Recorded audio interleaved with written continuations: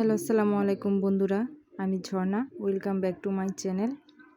আজকে আমি বাটাবাটির ঝামেলা ছাড়া শুটকি ভর্তা বানিয়েছি। যাদের মুখে রুচি নাই, কোনো কিছু খেতে ভালো লাগে না, তারা একবার এই ভর্তাটা ট্রাই করবেন, খুবই ভালো লাগবে। এই ভর্তাটা বানানোর জন্য আমি নিয়েছিলাম কাঁচামরিচ, পেঁয়াজ, রসুন এবং চেপা শুটকি। আমি এখানে পেঁয়াজের পরিমাণ একটু বেশি নিয়েছি এবং রসুনের পরিমাণ একটু কম নিয়েছি। আমি প্রথমে পেঁয়াজগুলোকে হালকা তেলে ভেজে নিব। এখানে আমি পেঁয়াজের মধ্যে অল্প একটু লবণ দিয়েছিলাম।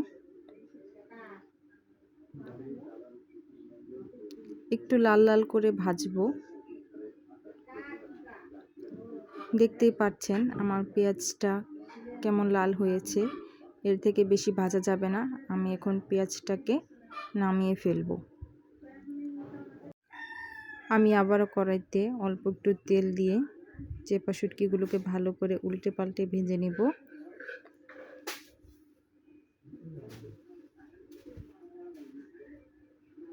আমার চেপা শুটকি ভাজা হয়ে গেছে। আমি এখন এগুলোকে নামিয়ে নিব এবং ওই কড়াইতেই আমি রসুন এবং কাঁচামরিচ দিয়ে দিলাম ভাজার জন্য। এগুলো ভাজা হয়ে গেছে।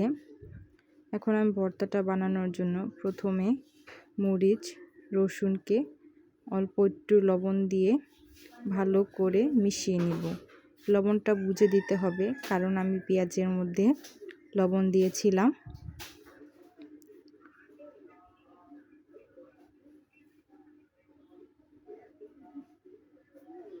আমি এখন এর মধ্যেই চেপা শুটকিগুলো দিয়ে দিব।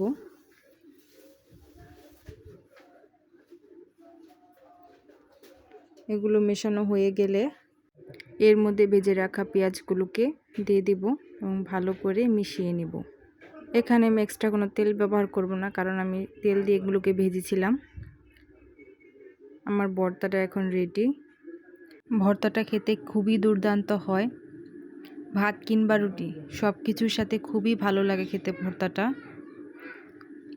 যদি আমার ভর্তার রেসিপিটা আপনাদের ভালো লেগে থাকে, অবশ্যই একটা লাইক দিয়ে দিবেন এবং আপনি যদি আমার চ্যানেলে নতুন হয়ে থাকেন, অবশ্যই আমার চ্যানেলটা সাবস্ক্রাইব করে দিবেন। ধন্যবাদ।